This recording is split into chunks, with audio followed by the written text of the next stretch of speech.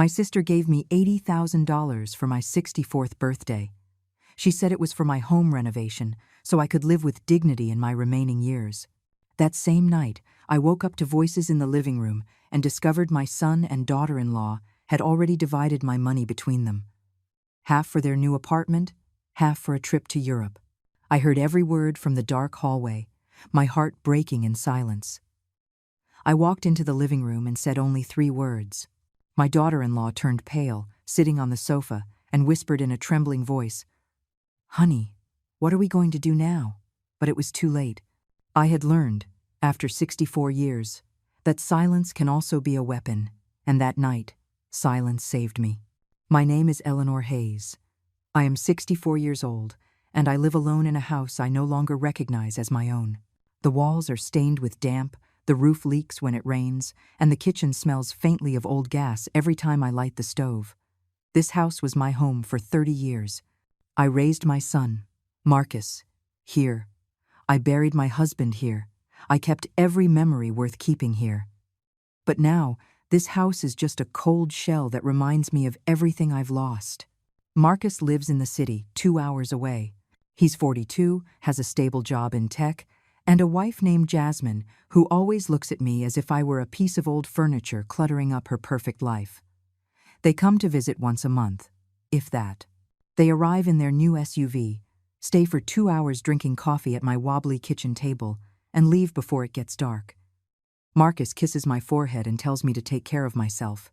Jasmine smiles with tightly pressed lips and checks her phone while I talk.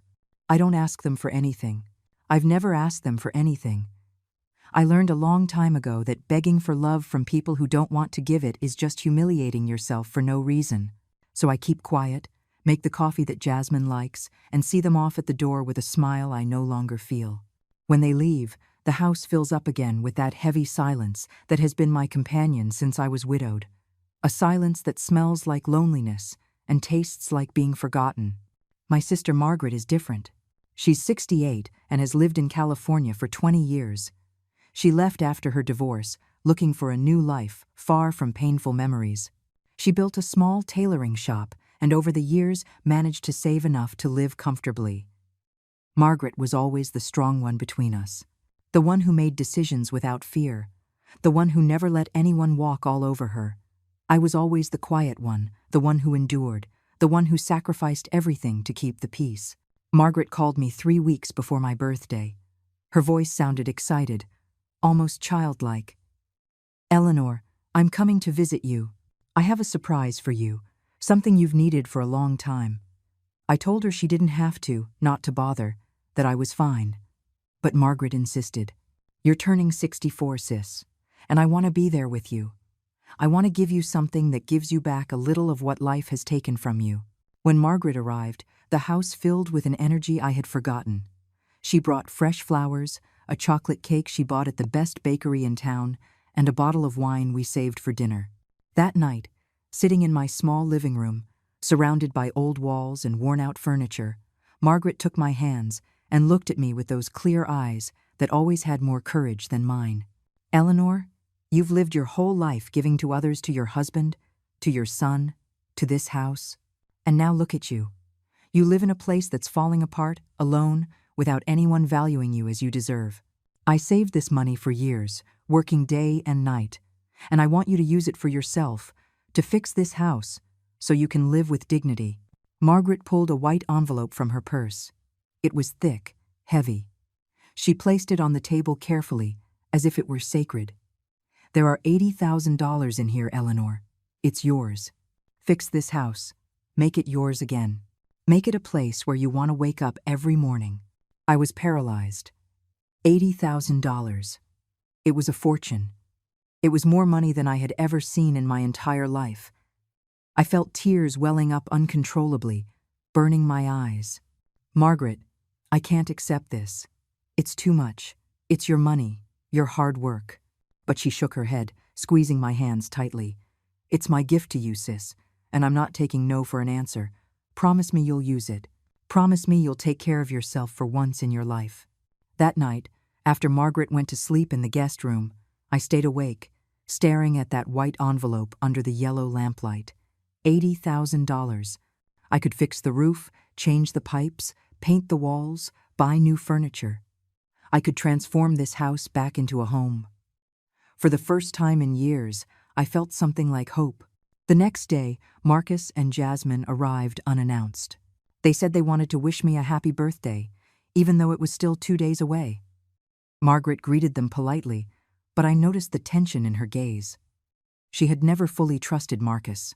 She always said he had inherited his father's coldness, that ability to put his own interests above everything else. During lunch, Margaret casually mentioned that she had given me a gift for the house renovation. Marcus looked up from his plate, interested. "That's great, Mom. This house needs a lot of repairs. It must be expensive to fix all this." Jasmine nodded, with that calculating smile I knew so well. "Yes, Eleanor. If you need help managing the money or hiring the contractors, we can help you. We don't want you to get scammed." Margaret gave me a sideways glance, as if warning me about something, but I just smiled and changed the subject. I didn't want to ruin the day with suspicions. I didn't want to believe that my own son could have bad intentions.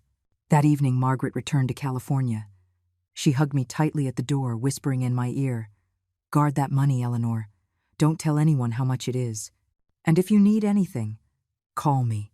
I nodded, not fully understanding why she was saying it.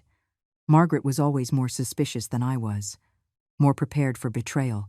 I hid the envelope in my room, inside an old box I kept under the bed. $80,000 in cash, waiting to give me the life I deserved. I went to bed that night with a peace I hadn't felt in years. Tomorrow, I would start planning the renovation. Tomorrow, everything would start to change. But then I woke up. It was 2 a.m. The house was dark and silent, but there were voices. Voices coming from the living room. I froze in bed, my heart beating so loud I could hear it in my ears. The voices came from the living room, low but clear in the dead of night. I recognized Marcus's voice immediately, and then Jasmine's, whispering something I couldn't quite make out. I sat up slowly in bed, trying not to make a sound. The wooden floorboards creaked under my bare feet as I stood up. I walked to my bedroom door, which I had left ajar, and carefully peeked into the dark hallway. The living room light was on. I could see the shadows of Marcus and Jasmine projected on the hallway wall. They were speaking in low tones, but just loud enough for me to hear every word if I got closer. My first instinct was to call out to them, to ask what they were doing awake at this hour. But something in their voices stopped me.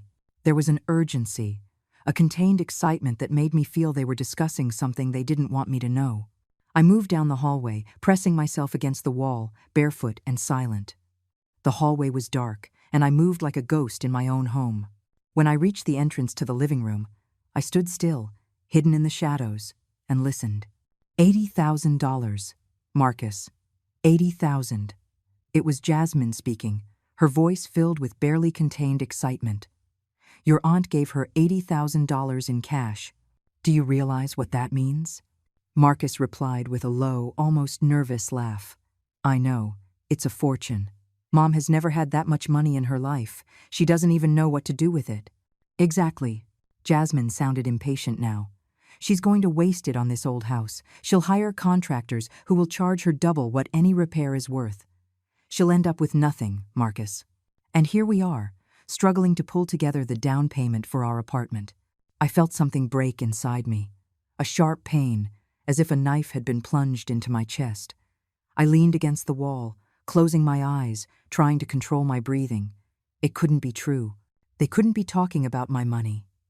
The money Margaret had given me with so much love. "We can't just ask her for it, Jasmine."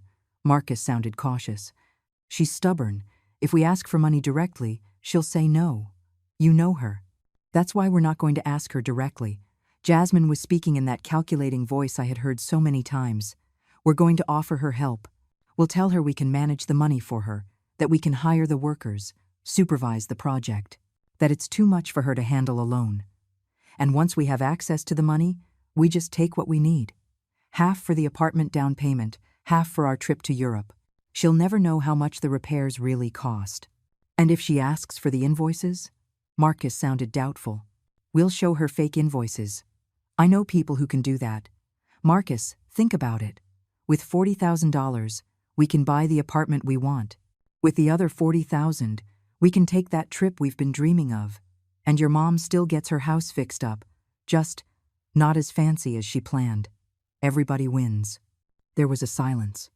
A long, heavy silence. And then I heard the voice of my son, my only son, the boy I raised with my own hands, say, "Okay, we'll do it. Tomorrow we'll tell her we want to help." The world stopped. Everything turned cold, dark, and real. I braced myself against the wall with both hands, feeling my legs tremble. I wanted to scream, to run into the living room, to confront them, but something held me back. A voice inside me, old and wise, said, "Wait, not yet. You need to think." I backed away from the hallway with the same silence I had arrived with. I returned to my room, closed the door without a sound, and sat on the bed. Tears streamed down my cheeks unchecked. They weren't just tears of sadness. They were tears of rage, of disappointment, of humiliation. My own son, my own blood, planning to steal from me, planning to use my love, my trust, to take away the one thing that had given me hope. I spent the rest of the night awake, staring at the ceiling, thinking. I remembered every moment of Marcus's life, the years I spent caring for him as a child, the sleepless nights when he was sick, the sacrifices I made to give him a good education. I remembered how his father died when Marcus was 19, and how I worked 3 jobs so he could finish college. I remembered every hug, every "I love you, Mom," every promise that he would always be there for me. And now this betrayal, this coldness. How had I raised a man capable of stealing from his own mother? When dawn broke, I had already made a decision. I wasn't going to confront them yet. I wasn't going to let them know I had heard everything. I was going to wait. I was going to watch. And when the right moment came, I was going to act, but with intelligence, with coldness, with the same calculation they had used against me. Marcus and Jasmine came out of their room around 8 in the morning. I was already in the kitchen, making coffee, with a smile on my face. A smile that made the muscles in my face ache, because it was completely fake. "Good morning," I said cheerfully. "Did you sleep well?"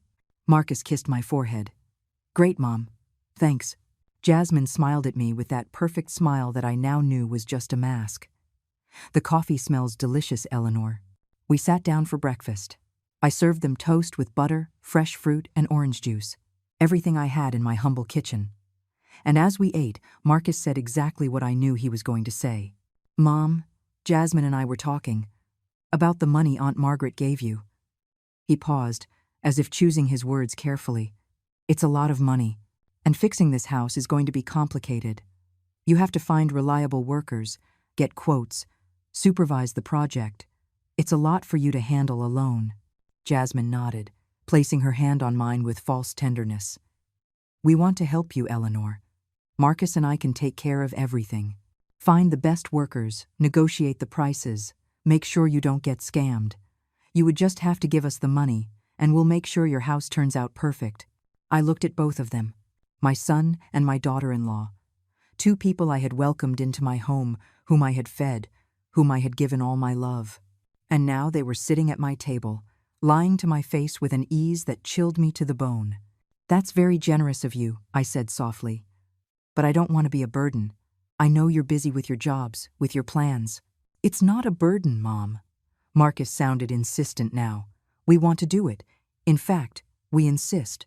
You're my mother. It's my responsibility to take care of you." I felt a bitter laugh rise in my throat, but I suppressed it. "Let me think about it," I said finally. "It's an important decision. I need time to think." I saw the frustration flash across Jasmine's face, just for a second, before she smiled again. "Of course, Eleanor. Take your time. We just want what's best for you." That afternoon, after Marcus and Jasmine left, I sat in the living room and cried. I cried for everything I had lost, for the innocence of believing my son loved me unconditionally, for the loneliness of knowing I was completely alone in this world. I cried until I had no tears left. And then I dried my eyes, stood up, and went to my room. I took the white envelope from under the bed and counted the money. $80,000. Every bill represented hours of my sister Margaret's work, years of sacrifice, true love, and I was not going to let anyone take it from me. The next day I called Margaret. It was 9 in the morning, and I knew she'd be awake, getting ready to go to her tailoring shop. When she answered, her voice was cheerful, full of energy. "Eleanor, sis, what a surprise. How are you? Have you already started planning the renovation?" My voice was trembling, but I tried to control it. "Margaret, I need to tell you something. Something that happened last night." And then I told her everything. Every word I had heard in the early morning, the plan Marcus and Jasmine had, the coldness with which they had decided to rob me. As I spoke, I felt the tears returning, but this time they weren't just tears of pain. They were tears of contained rage. Margaret was silent for a long moment. When she spoke, her voice was filled with a cold fury I had never heard from her. "That son of yours, that damn son of yours. I always knew there was something about him I didn't like. That coldness he's had since he was a kid, but I never thought he'd go this far. I don't know what to do, Margaret. They're my family. He's my son. Listen to me carefully, Eleanor." Margaret's voice was firm now, with no room for doubt. "That money is yours. I worked 20 years to save it. I did it for you, so you could have a dignified life. Not so a pair of thieves could steal it. And if you're not going to defend yourself, then I'm going to defend you. What do you want me to do? First, that money cannot stay in your house. Marcus and Jasmine could come back at any time and look for it. You need to put it in a safe place. Go to the bank today and open an account in your name. Only your name. Deposit every cent. And don't tell anyone, do you hear me? No one. But if Marcus asks about the money, you tell him you already deposited it, that it's in the bank, and that only you have access to the account, that it's for security. If he insists on helping you with the renovation, you tell him you're going to hire the workers directly, that you appreciate his offer, but you want to do it your way. Be firm, Eleanor. For once in your life, stand up for what is yours." That afternoon, I went to the local bank branch. It was a small building, with only 3 tellers and a manager who knew everyone. I felt nervous, carrying that envelope full of bills in my old purse. Every step I took down the street, I felt like someone was watching me, that someone knew what I was carrying. The manager, a man of about 50, named Mr. Thompson, greeted me with a professional smile. "Mrs. Hayes, what a pleasure to see you. How can I help you?" "I want to open a savings account," I said, trying to sound more confident than I felt, "and make a deposit." "Of course. What amount did you wish to deposit?" I took the envelope out of my purse and put it on his desk. $80,000. I saw Mr. Thompson's eyes widen in surprise. "That's a considerable amount, Mrs. Hayes. Where did this money come from, if you don't mind me asking?" "It's a gift from my sister. She lives in California. She gave it to me to fix my house." Mr. Thompson nodded, regaining his professional composure. "I understand. Well, let's get this processed. I'll need you to fill out some forms. And I would recommend you consider an account that only you can manage. With no additional authorizations. It's safer." That's exactly what I want. I spent the next hour filling out papers, signing documents, answering questions. When we finished, Mr. Thompson handed me a new passbook with my name printed on the cover and the opening balance. $80,000. "Your money is safe here, Mrs. Hayes. Only you can make withdrawals or transfers. No one else has access to this account." I left the bank with the passbook tucked into my purse and a strange feeling in my chest. It was relief mixed with sadness. Relief because the money was safe, sadness because I had to protect it from my own son. That night, Marcus called me. "Mom, Jasmine and I were thinking. Have you decided about the renovation? We want to start looking for workers as soon as possible." I took a deep breath before answering. "Marcus, I really appreciate your offer, but I've decided that I'm going to handle the renovation myself. I already went to the bank and deposited the money. It's in an account in my name. I'm going to hire the workers on my own." There was a silence on the other end of the line. A silence that felt far too long. "Mom, I don't understand. Why don't you want our help? We just want to help you." "I know, son, but it's something I need to do for myself. I hope you understand." Another pause. "Fine, Mom, if that's what you want." His voice was cold now, distant. "We'll call you later." He hung up without saying goodbye. I stared at the phone in my hand, feeling that emptiness that disappointment leaves behind. But at the same time, I felt something else, something I hadn't felt in years. Power, control over my own life. The following days were strange. Marcus didn't call again. Neither did Jasmine. It was as if they had disappeared from my life. I spent my hours alone in my house, planning the renovation, contacting workers, getting quotes. For the first time in a long time, I felt like I was building something for myself. Something no one could take away. One afternoon, while I was reviewing quotes at the kitchen table, someone knocked on the door. It was Ruth Miller, my lifelong neighbor. A 72-year-old woman, with perfectly white hair and a smile that lit up any room.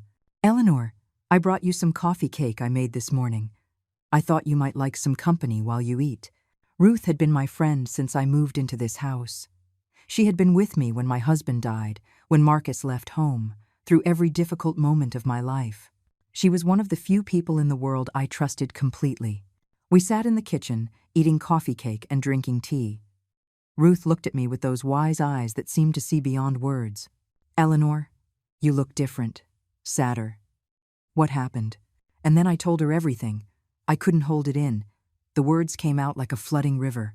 I told her about Margaret's gift, about the conversation I'd overheard, about Marcus and Jasmine's plan, about the decision to protect my money.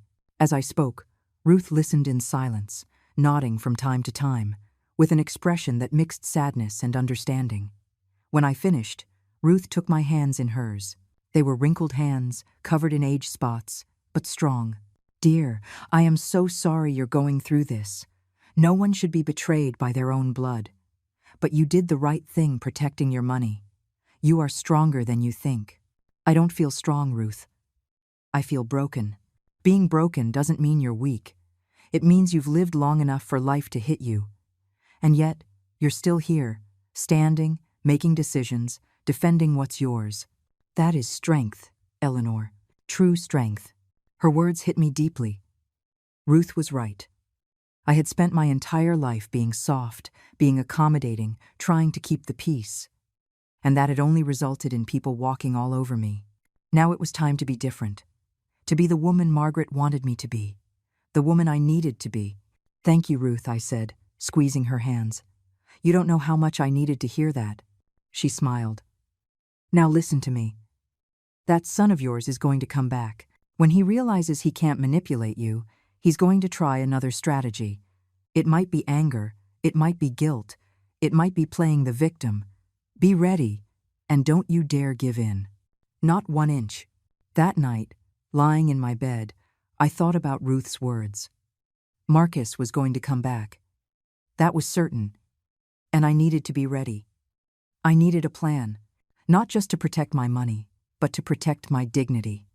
To let him know that his mother was not the weak woman he thought she was. 1 week passed, then 2.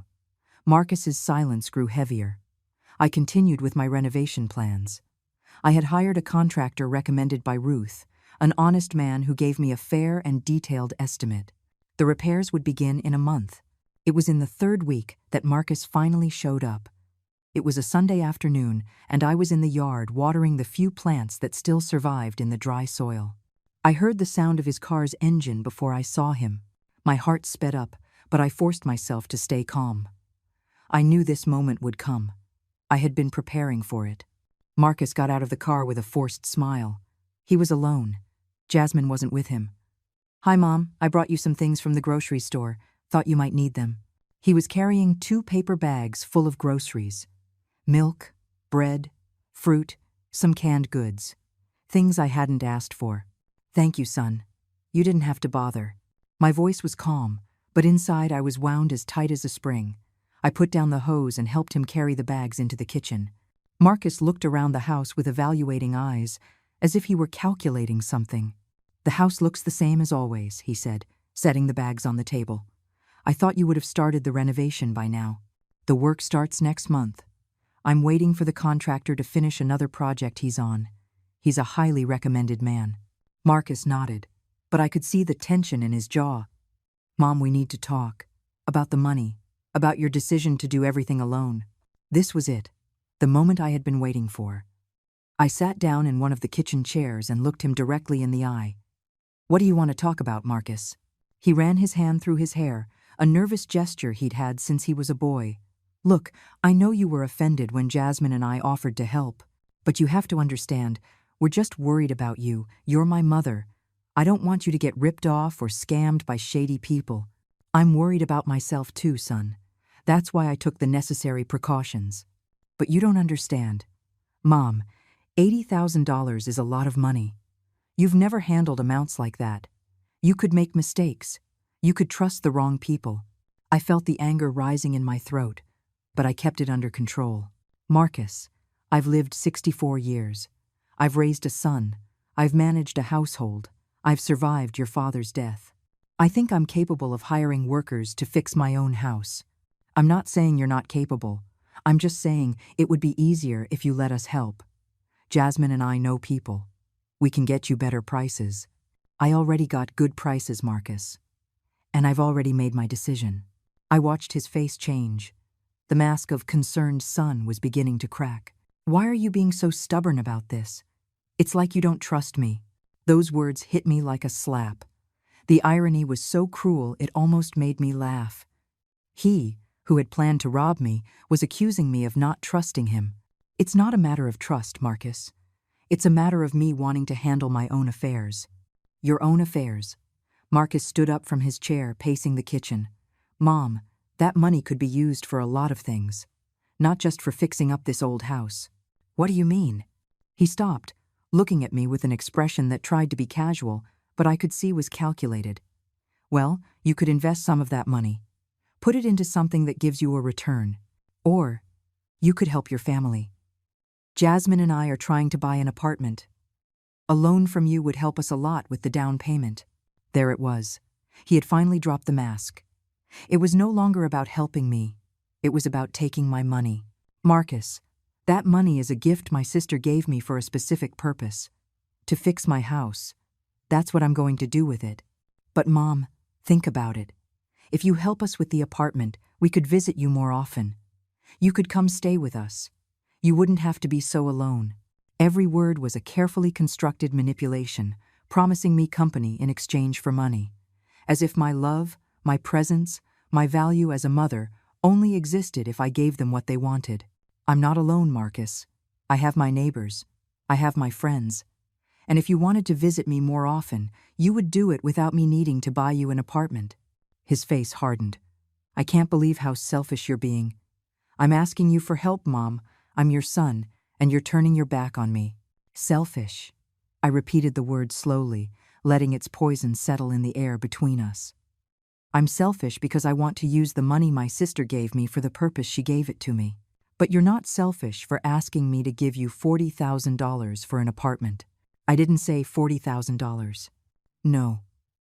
I stared at him, and for a moment I considered telling him I had heard him that night, that I knew exactly how much he planned to take. But something stopped me. It wasn't the time. Marcus threw his hands up in a gesture of surrender. "Forget it. I see you've already made your decision, and nothing I say is going to change it. But I want you to know that this hurts me, Mom. It hurts that you don't trust me. It hurts that you prefer strangers over your own family." He headed for the door. I stayed seated in the kitchen, not moving.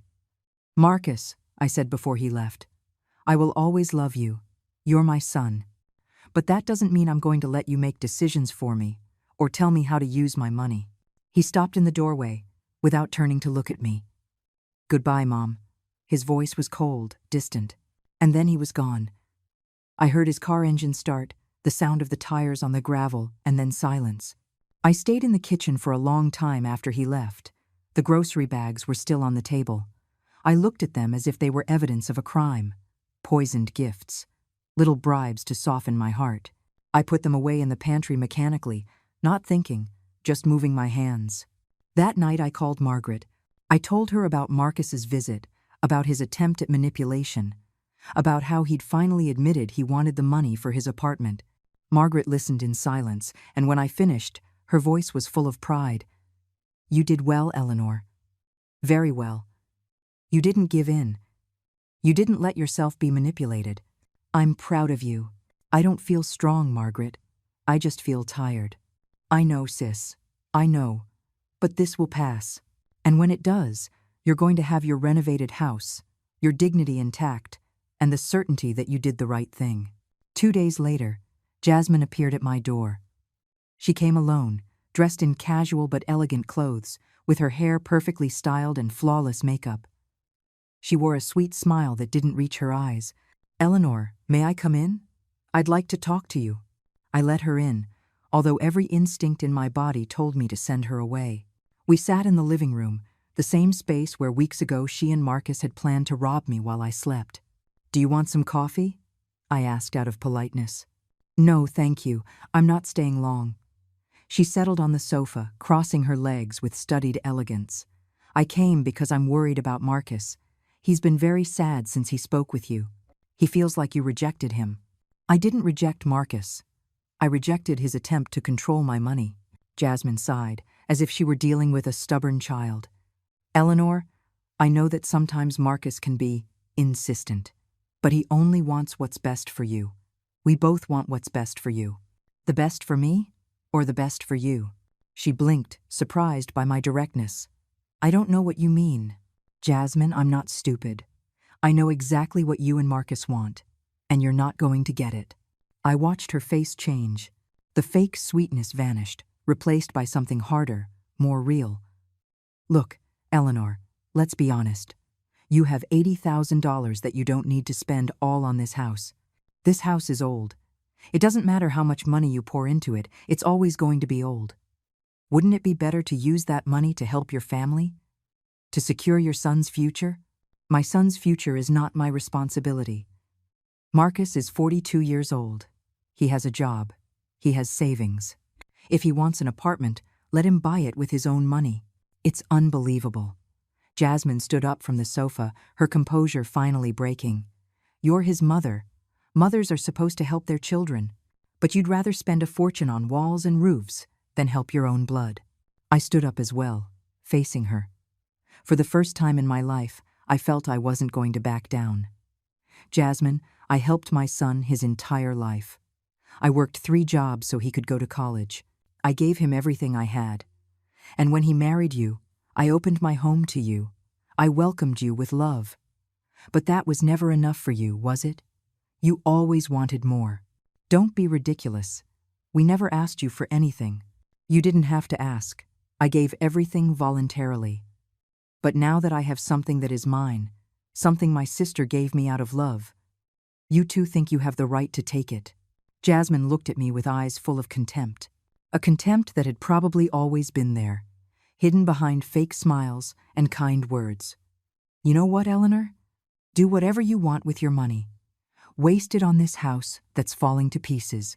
But don't come crying later when you're alone and need help, because Marcus and I won't be there for you anymore. If your love depends on my money, then you were never there for me in the first place." Jasmine grabbed her purse and walked to the door. Before leaving, she turned and looked at me coldly. "You're going to regret this. You're going to grow old alone in this house, with no one to take care of you, no one to visit you. And then you'll understand that you rejected the only people who cared about you. I would rather be alone than surrounded by people who only want me for my money." The door slammed shut with a sharp crack. I stood in the middle of the living room, trembling. Not from fear, but from a strange mix of relief and pain. I had finally said everything I needed to say. I had finally defended what was mine. But the price of that truth was high.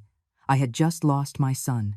Or maybe, I realized with a wave of sadness, I had never really had him at all. That afternoon, Ruth came to visit. She must have seen something in my face because she immediately hugged me. "What happened, dear?" I told her about the visits from Marcus and Jasmine, about the manipulations, the attempts to make me feel guilty, the veiled threats. Ruth listened to it all with a serious expression, nodding occasionally. When I finished, she took my hands. "Eleanor, what you just did takes enormous courage. Most mothers can't stand up to their children. They feel they must give everything, always, no matter how they're treated. But you set a boundary, and that's good, that's healthy. Then why does it hurt so much? Because you love your son. And it hurts to love someone who disappoints you. But the pain doesn't mean you did something wrong. It just means you're human. The following days were strangely quiet. Marcus didn't call, neither did Jasmine. It was as if they had completely vanished from my life. I continued with my renovation plans. The contractor, a man named Mr. Davis, came by to take final measurements and confirm the start dates. He was a man in his 50s, with calloused hands and an honesty that was evident in every word he spoke. "Mrs. Hayes, this house has good bones," he told me as he inspected the walls. "With the right repairs, it can easily last another 50 years. It's going to be beautiful." His words filled me with a hope I hadn't felt in a long time. This house, my house, was going to be reborn, and I with it. It was a week later when I received a call I wasn't expecting. It was from an unknown number. When I answered, a woman's voice I didn't recognize said, "Mrs. Eleanor Hayes?" "Yes, this is she." "Good morning. I'm calling from the law office of Warren and Associates.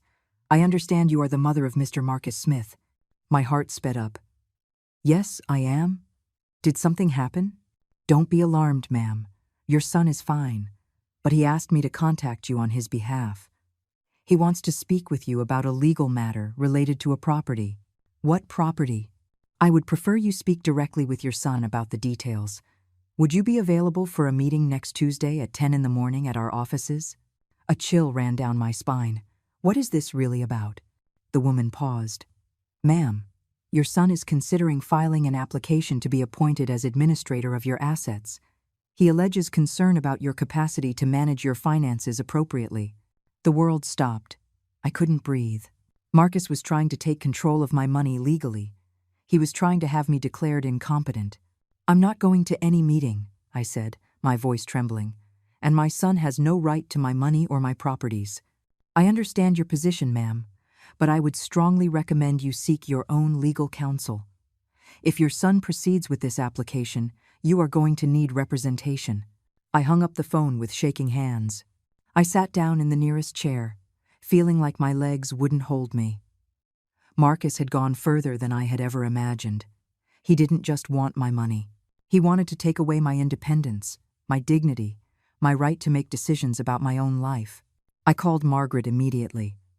When I told her what had happened, she exploded. "That bastard, that son of a bitch. Excuse my language, Eleanor, but I can't find other words. How dare he do something like that? I don't know what to do, Margaret. Can he really do that? Can he take control of my money? Not if you fight.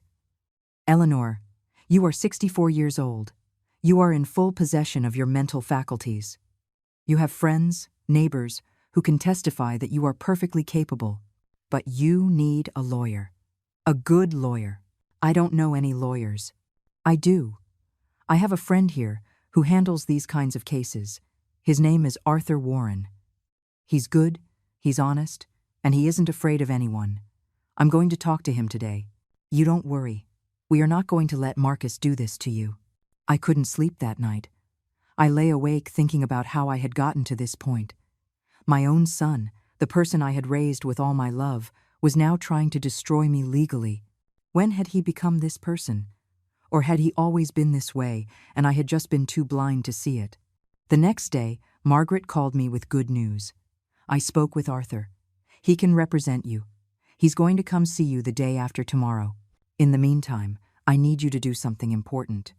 Get written testimonials from your neighbors, your friends, anyone who can confirm that you are perfectly fine mentally and physically, that you manage your house, that you make sensible decisions, that there is no reason for anyone else to control your assets." I spent the next 2 days talking to my neighbors. Ruth was the first to help. She wrote a detailed letter describing how I maintained my home, how I cared for my garden, how I made responsible decisions about my life. "Eleanor Hayes is a woman of full mental faculties," she wrote. "She is independent, capable, and does not need anyone to make decisions for her." Other neighbors did the same. Mary Serrano, who lived 3 houses down. Fabiana Padilla, who had known me for 20 years.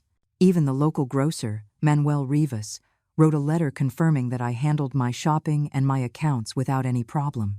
When Arthur Warren arrived at my house, I was surprised. He was a man in his 60s, with gray hair and a calm but firm presence. He sat in my living room and listened to me tell the whole story from the beginning. He didn't interrupt me once. When I finished, he nodded slowly. "Mrs. Hayes, what your son is attempting is called a declaration of incapacity or a conservatorship. It's a legal process designed to protect people who truly cannot make decisions for themselves. People with advanced dementia, severe mental illness, things like that. But you clearly do not fall into any of those categories. So you can stop him? I can, and I will. We are going to file a detailed legal response. We have testimonials from your neighbors. We have proof that you are managing your finances responsibly. We have evidence that you made the intelligent decision to protect your money in the bank. No judge is going to declare a woman who is acting with such common sense incompetent." I felt an enormous weight lift from my shoulders. "Thank you, Mr. Warren. Call me Arthur, please. And there's something else I want you to know. If your son proceeds with this, we are going to countersue. For harassment, for attempted fraud, for emotional abuse. We are going to make sure he understands that he cannot play games with you like this." The next few days were a mixture of anxiety and determination. Arthur worked on my case with a dedication that moved me. He explained every step of the legal process, every document we prepared, every strategy we planned to use. For the first time in a long time, I didn't feel alone in this battle. One afternoon, as Arthur was reviewing papers at my dining room table, he asked me something that took me by surprise. "Eleanor, did you ever suspect your son was capable of something like this? Were there signs before?" I thought about it. I remembered moments over the years. Small things that I had ignored at the time. Like when Marcus was 18 and asked to borrow money for a college project, money he never paid back. Or when he turned 25 and convinced me to put his name on the deed to the house, just in case something happens to you, Mom, although Margaret later advised me to remove it. Or the way he always calculated how much money I had, how much I spent, as if my finances were his business. There were signs, I admitted finally. But I didn't want to see them. A mother never wants to believe her son is capable of hurting her. Arthur nodded with understanding. "It's natural. But now, you have to see the reality. Your son isn't going to stop. If we block this incapacity application, he'll try something else. People like this don't give up easily. What else could he do? He could try to claim you're being manipulated by your sister. He could look for witnesses to say negative things about you. He could even try to prove the house is unsafe for you to live in alone. We have to be prepared for everything." His words scared me, but they also strengthened me. If Marcus wanted a war, I was ready to give him a battle. I was no longer the submissive mother I had been all my life. Now, I was a woman defending what was hers. That night, I received a call from a number I didn't recognize. I hesitated before answering, but finally I did. "Hello? Mom, it's me." It was Marcus. His voice sounded tense, forced. "We need to talk." "We have nothing to talk about, Marcus. I've already said everything I have to say to your lawyer. Please, Mom, give me 5 minutes. Just 5 minutes." Something in his tone made me hesitate. "Fine. 5 minutes." There was a long silence. I could hear his breathing on the other end of the line. "Mom, I didn't want things to get to this. I really didn't, but you left me no choice." "I left you no choice?" "Marcus, you're the one trying to declare me incompetent. Because I'm worried about you. That money is too much for you to handle alone. You could make mistakes. You could get scammed. I just want to protect you. Protect me." The words sounded hollow, false. "Marcus, I know. I heard you that night. The night after my birthday. I heard every word you and Jasmine said. I know you plan to divide my money between you. Half for your down payment, half for your trip. Don't pretend this is for my own good." Absolute silence. Then, a bitter laugh. "So you heard us? Well, no point in lying then. Yes, Mom, yes, we thought that money could help us. And what's wrong with that? I'm your son. I'm your only family. When you die, that money is going to be mine anyway. Why not use it now, when we really need it?" His words hit me like stones. "When I die. So you're just waiting for me to die to take what's mine. Don't be ridiculous. I'm just being practical. You're 64 years old, Mom. How many more years do you have left? 10? 15 if you're lucky? That money could change my life now, but you'd rather waste it on a house you probably won't even get to enjoy. I felt the tears start to run down my cheeks, but my voice remained firm. Marcus, right now, you are digging your own grave. Every word you say can and will be used against you. My lawyer is going to hear about this conversation. What? Are you recording this? I wasn't, but I let him think I was. Say goodbye to any chance of seeing a cent of my money, Marcus. Say goodbye to any inheritance. After this, you have nothing. Damn it, Mom. You were always so dramatic. Look, we can fix this. I'll drop the application. You give me $30,000. Just 30. And we all go on with our lives. No one has to fight. No one has to go to court. No. 20,000 then. Please, Mom, I need that money. The apartment. If we don't make the down payment this month, we lose it. You should have thought of that before you planned to steal from me. I wasn't going to steal. I was going to borrow. Without my permission. Without telling me. That's called theft, Marcus. And I'm not giving you 1 cent. His voice changed then. It turned cold. Poisonous. You're going to regret this, Mom. I swear to you. You're going to end up alone, sick, with no one to take care of you. And you're going to remember this moment and wish you had been more generous with me.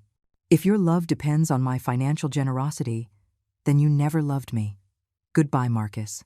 I hung up the phone and sat in the darkness of my living room. Marcus's words echoed in my head like funeral bells. How many more years do you have left? He was waiting for me to die, his own mother, and all he cared about was the money he might inherit. I called Arthur immediately and told him about the conversation. He listened in silence and then said, Eleanor, I need you to write down everything you remember from that conversation. Every word. Even though we didn't record it, your testimony is valid. And it clearly shows your son's true intentions. I spent the next few hours writing down every detail, every cruel word, every admission, every veiled threat. When I finished, I had 3 pages filled with the most painful truth I had ever faced in my life. 2 days later, I received an official summons. Marcus had formally proceeded with his application to be declared the administrator of my assets. The hearing would be in 3 weeks. Arthur came to my house that same afternoon with a folder full of documents. We have everything we need, he told me confidently. Testimonials from neighbors, medical records proving you are in perfect mental health, bank records showing you are managing your money responsibly. And now we have your testimony about that phone call. We are going to win this, Eleanor. And what if we don't win? What if the judge decides in Marcus's favor? It won't happen. Trust me. I've seen cases like this before. Judges can identify when someone is abusing the legal system for their own gain. And that is exactly what Marcus is doing. I wanted to believe him. I wanted to have that confidence. But the fear was like a snake coiled in my stomach, squeezing tighter and tighter. What if I lost? What if Marcus gained control of my money? What if I spent the rest of my life unable to make my own decisions? Ruth came to visit me that night. She brought a pot of homemade chicken soup, knowing I hadn't been eating well. We sat in the kitchen, and I told her about the application, the hearing, the fear that was eating me up inside. Eleanor, look at me, Ruth said, taking my face in her hands. You are going to come out of this victorious. I know it. I feel it in my bones. That son of yours made the mistake of underestimating you. He thought you were weak, that he could manipulate you, but you have shown him he was wrong. I don't feel strong, Ruth. Strength isn't about not being afraid. Strength is about moving forward in spite of the fear. And that is exactly what you are doing. The next few weeks were the longest of my life. Arthur prepared me for the hearing, asking me difficult questions, making sure I knew what to expect. Marcus is going to try to paint you as a confused, easily manipulated woman, he explained. He'll say Margaret convinced you to hide the money in the bank. He'll say you're making irrational decisions. You have to stay calm, answer clearly. Show the judge that you are perfectly capable. The night before the hearing, I couldn't sleep. I lay awake in my bed, staring at the ceiling, listening to the night sounds of the house, the creaking of old wood, the wind rattling gently against the windows. The same sounds I had heard for 30 years. This house was mine. My life was mine. And tomorrow, I would have to defend it in front of a judge, in front of strange lawyers, in front of my own son, who looked at me as if I were just an obstacle in his path to money. I got up before dawn. I took a hot shower, letting the steam fill the small bathroom. I dressed in the most formal suit I owned, a black one I had bought for my husband's funeral years ago. I combed my hair carefully, pulling it back into a simple bun. I looked at myself in the mirror and barely recognized myself. The woman looking back at me had tired but determined eyes. She had wrinkles that told stories of pain and survival. She was not the weak woman Marcus thought she was. Arthur arrived at 8 o'clock sharp. He was accompanied by a young woman named Claire, another lawyer from his firm. Claire is going to help us with the neighbors' testimonies, he explained as we walked to his car. Everything is going to be fine, Eleanor. Remember, stay calm, answer honestly, and show your truth. The courthouse was an old building in the center of town. We entered through heavy wooden doors that creaked as they opened. The hallway smelled of old documents and disinfectant. My shoes echoed against the marble floor. Each step brought me closer to the moment I had been dreading. When we entered the courtroom, I saw him. Marcus was sitting on the other side of the room with his lawyer, a young man in a gray suit who was reviewing papers with a serious expression.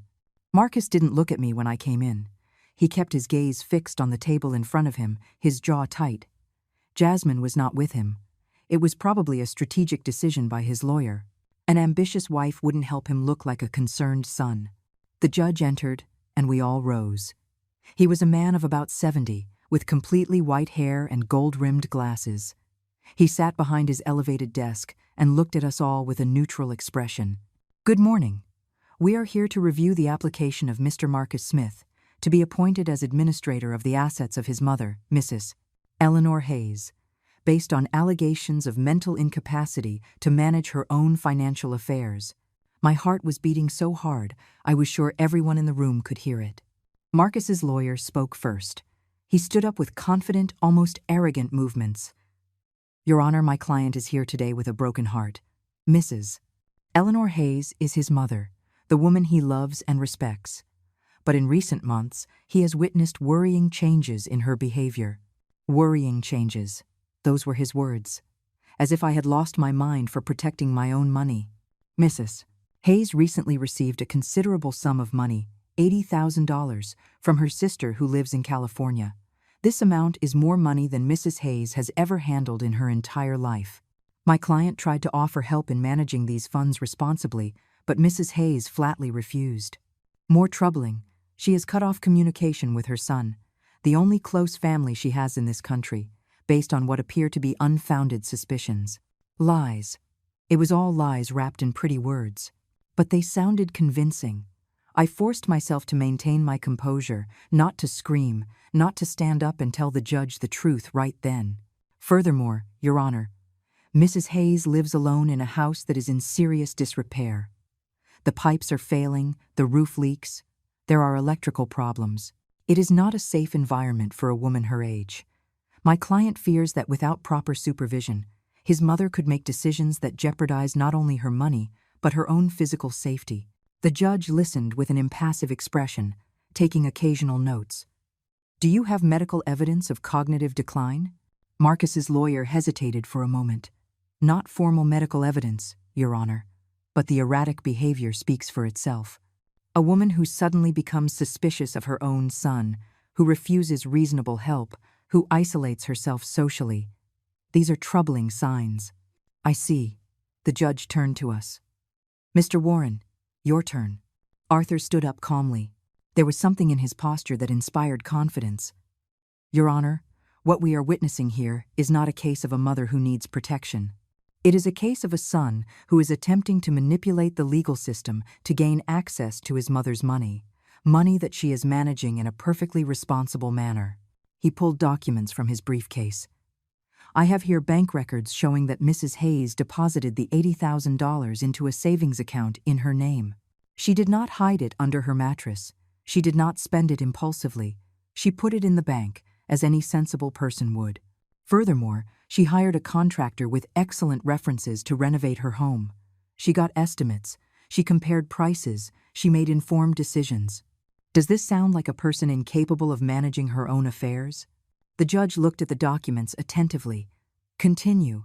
I also have written testimonials from 7 of Mrs. Hayes's neighbors, people who have known her for years, who confirm that she is an independent, capable woman of full mental faculties. Her primary care physician, Dr. Ivan Rivas, has provided a letter certifying that Mrs. Hayes is in good mental and physical health for her age. Arthur paused, letting his words sink in.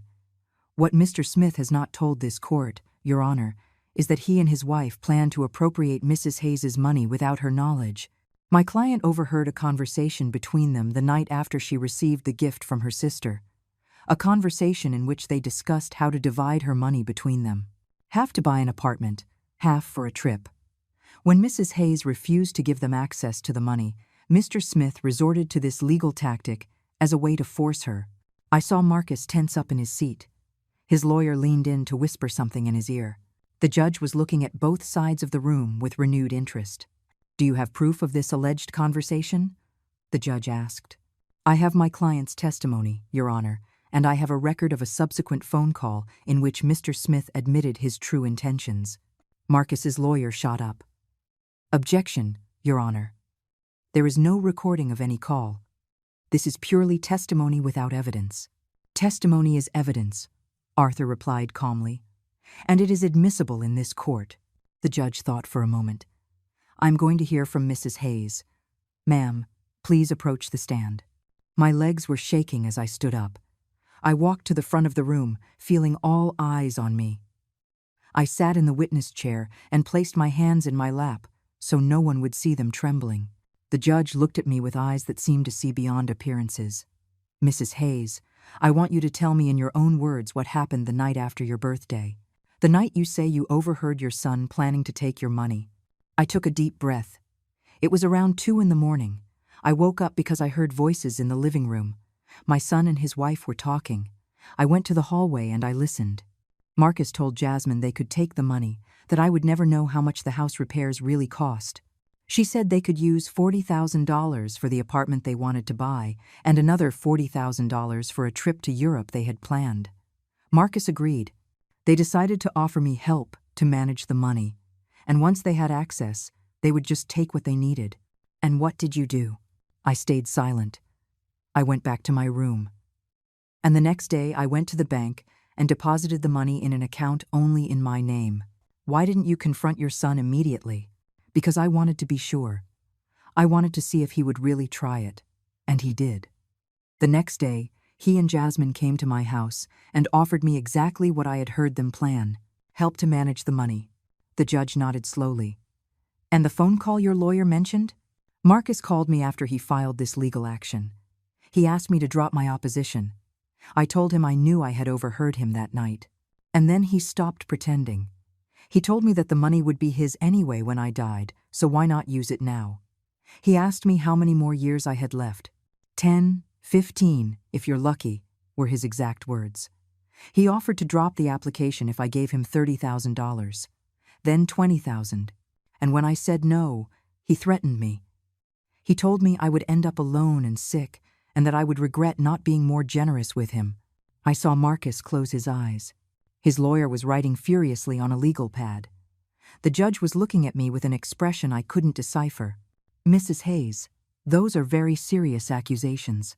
They are the truth, Your Honor. Every word. Why do you think your son would do something like this? The question hurt more than I expected. I felt tears begin to form, but I held them back. Because money matters more to him than I do. I only ever mattered to him as long as he needed something from me. My care when he was a child, my money for his education, my house when he needed a place to stay. But now that I have something that is truly mine, he believes he has the right to take it. The judge studied me for a long moment. Do you believe you are in a condition to manage your own financial affairs? Yes, Your Honor. I deposited the money in the bank the very day I decided to protect it. I hired a contractor recommended by trusted neighbors. I got detailed estimates. I consulted with friends who had done similar renovations. I made every decision with care and responsibility. I don't see what else I can do to prove I am capable.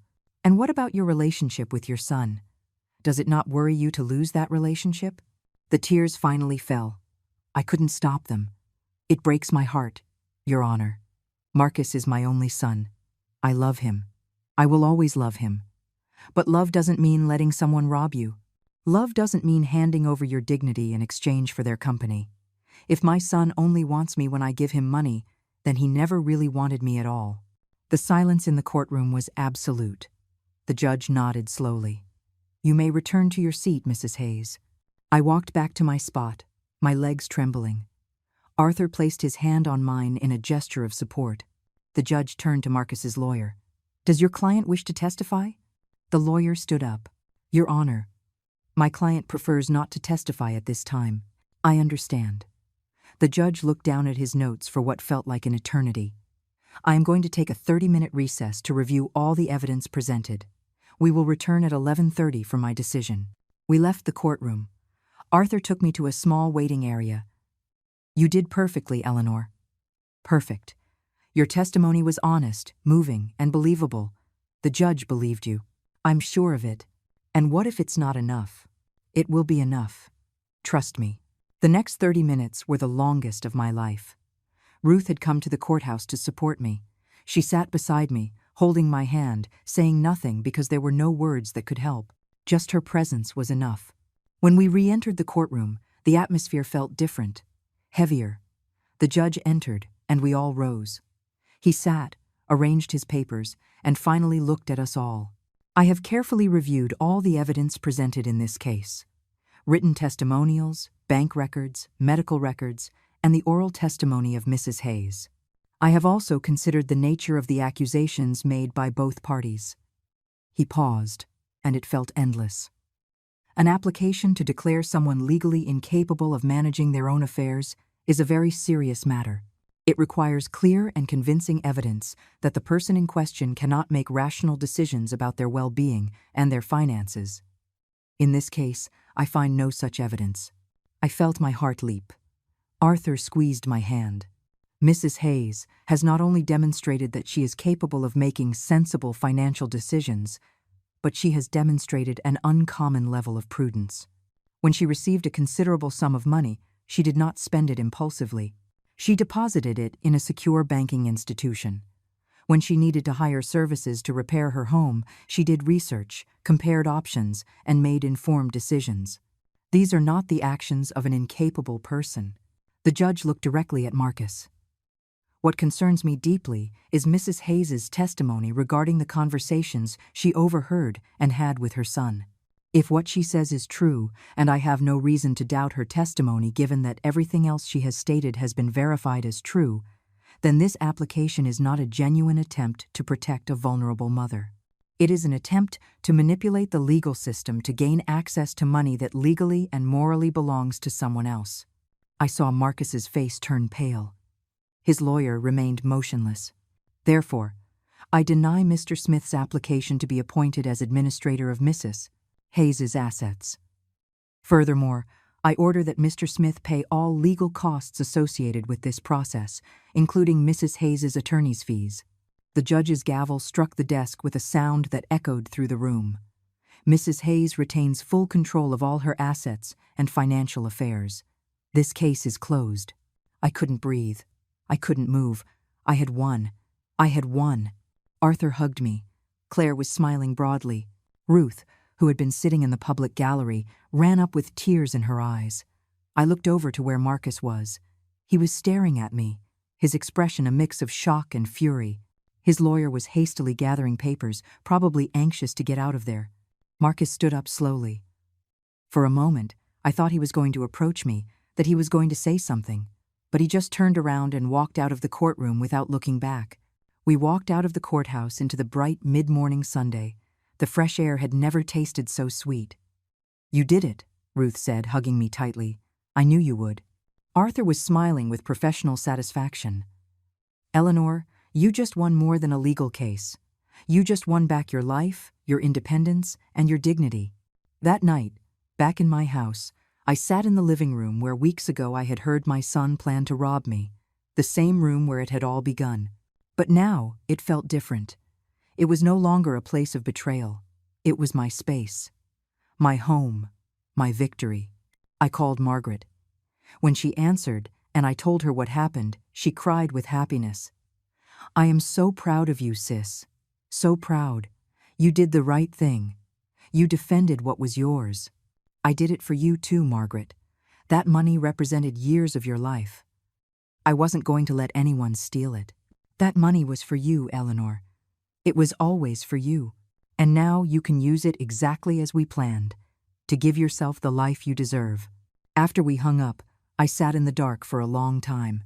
I thought about Marcus, about where it had all gone wrong, at what point he had stopped being my son and become a stranger. But the truth was, maybe he had always been this way. Maybe I just hadn't wanted to see it. My phone rang. It was an unknown number. I hesitated before answering. Hello? Mom? It was Marcus. His voice was different. I need you to know something. We have nothing more to say to each other, Marcus. Please, just listen. You were right. About everything. I became someone I don't recognize. The money, the pressure from Jasmine, our debts, they're not excuses. I know they're not. But I want you to know that I'm sorry. I am truly sorry. The words sounded sincere. But I couldn't trust them anymore. Marcus, I hope that's true. I hope someday you find your way back to the person you should be. But I can't be part of that process. I can't risk you hurting me again. I understand. I just wanted you to know. There was a long pause. I love you, Mom. I know I didn't show it. I know I failed you in every way possible. But I love you. Tears ran down my cheeks, but my voice stayed firm. I love you too, Marcus. I will always love you. But loving someone doesn't mean letting them destroy you. Goodbye, son. I hung up the phone before he could reply.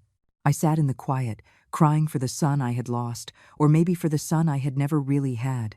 I cried for all the years of illusion, for all the times I had ignored the signs because I wanted to believe in something that didn't exist. But I also cried in relief, because I was finally free.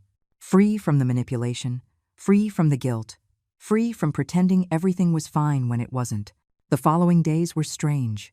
The house felt different, quieter, but also more peaceful. Mr. Davis, the general contractor, began the renovation work exactly as we had planned. He and his team arrived early every morning, with tools and materials, with detailed plans and fair estimates.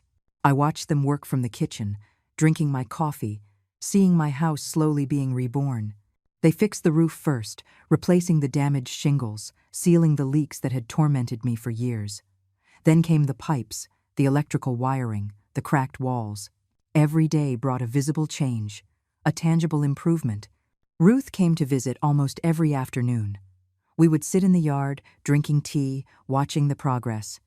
Your house looks beautiful, she'd say with a smile. But you look even more beautiful.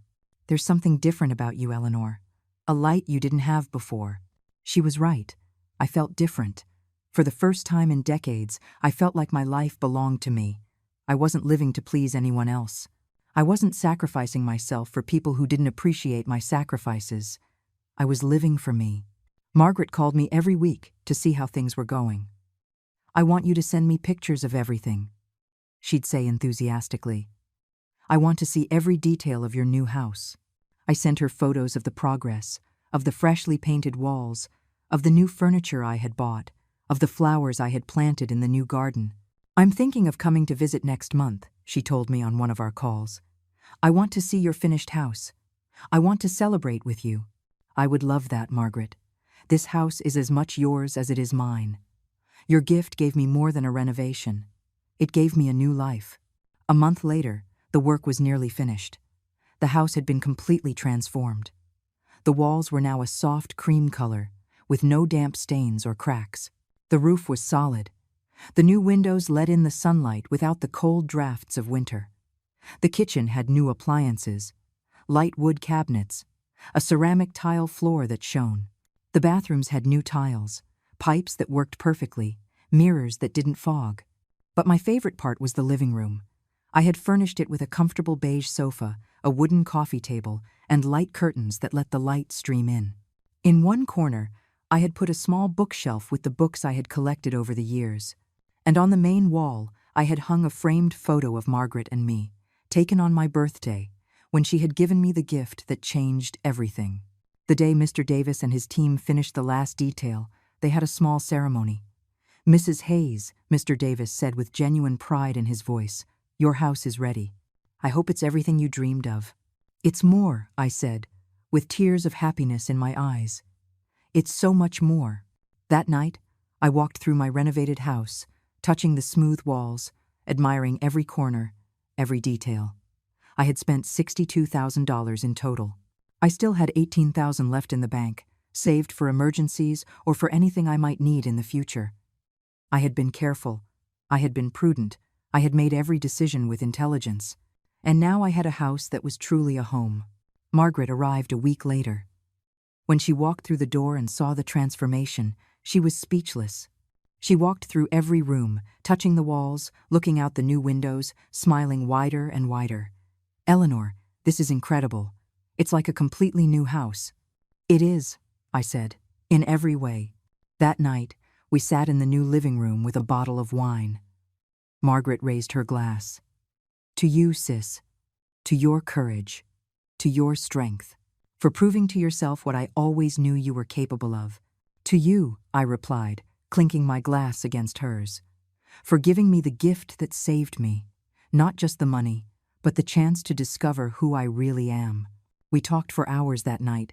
About Marcus, about the betrayal, about the pain of losing a son who perhaps had never been who I thought he was. "Have you heard anything from him?" Margaret asked. "No, nothing since that last call. Sometimes I think about contacting him, but then I remember everything that happened and I realize I need to keep my distance. Maybe someday he'll change. Maybe someday he'll become the person he should be. But that's not up to me." "You did the right thing, Eleanor. Keeping the door open for someone who hurts you only invites more pain." The months passed. Spring arrived with new flowers in my garden. I had planted roses, jasmine, daisies. Every morning I woke up to the smell of flowers coming through my window. I'd drink my coffee on the small porch Mr. Davis had built, watching the sun rise over the distant hills. Ruth continued to visit me regularly. We had become even closer after everything that had happened. You know, she told me one afternoon as we were having tea in my garden, "You're an inspiration to all of us. To all the women our age who think we don't have a voice anymore, that we don't have any power. You proved that it's never too late to stand up for yourself." "I don't feel like an inspiration. I just did what I had to do." "Exactly. And that's what makes it so powerful."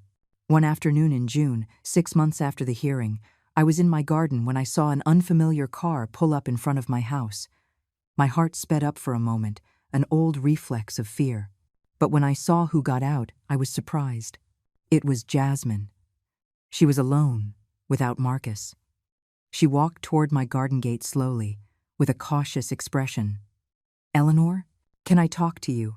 Just for a moment." I hesitated. Every instinct told me to say no. But curiosity was stronger. "All right, but out here." Jasmine nodded. She stood on the other side of the low fence, not trying to come in. She looked different. Thinner, with dark circles under her eyes, without the perfect makeup and elegant clothes she always wore. She looked tired. "I came to apologize," she said bluntly. "I know I have no right. I know what Marcus and I did to you was unforgivable, but I needed you to hear it from me. I'm sorry, Eleanor. I am truly sorry." "Why now? Why after all these months?" "Because Marcus and I separated. 2 months ago. It turns out that when there's no easy money to chase, there isn't much left between us. And I've had a lot of time to think about the things I did, the people I hurt. You didn't deserve any of it." I felt no satisfaction hearing about their separation, only a distant sadness. "I appreciate your apology, Jasmine, but it doesn't change anything that happened." "I know. I don't expect you to forgive me. I just needed to say it." She turned to leave, but then stopped. "Your house looks beautiful, by the way. You deserve all this beauty. You deserve all this peace." I watched her walk away and get into her car. As she drove off, I realized I didn't feel anger toward her. I didn't feel anything, really. That part of my life was over. I had closed that door and had no intention of opening it again.